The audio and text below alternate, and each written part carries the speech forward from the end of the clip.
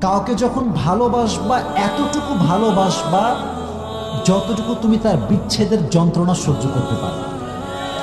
এখনকার যুবকরা যখন কাউকে ভালোবাসে সব কিছু উজাড় করে ভালোবাসে, আর যখন ছ্যাঁকা খায় 14 গোষ্ঠী ব্যাকা হয়ে যায়।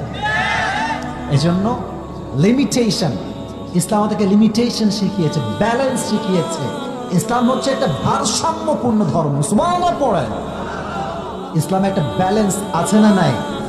অতএব মানুষকে যখন ভালোবাসবেন তার যোগ্যতা অনুযায়ী ভালোবাসবেন, যখন সম্মান করবেন তার যোগ্যতা অনুযায়ী সম্মান করবেন। হাদিসে এসেছে রাসূল করিম সাল্লাল্লাহু আলাইহি ওয়াসাল্লাম বলেছেন, আনজিলু মানাজিলাহুম, respect everyone according to their level. যার যে সম্মান তার বেশি করলে ভাব বেড়ে যাবে। যার যে লেভেলের সম্মান তাকেই সেই সম্মান দিবেন।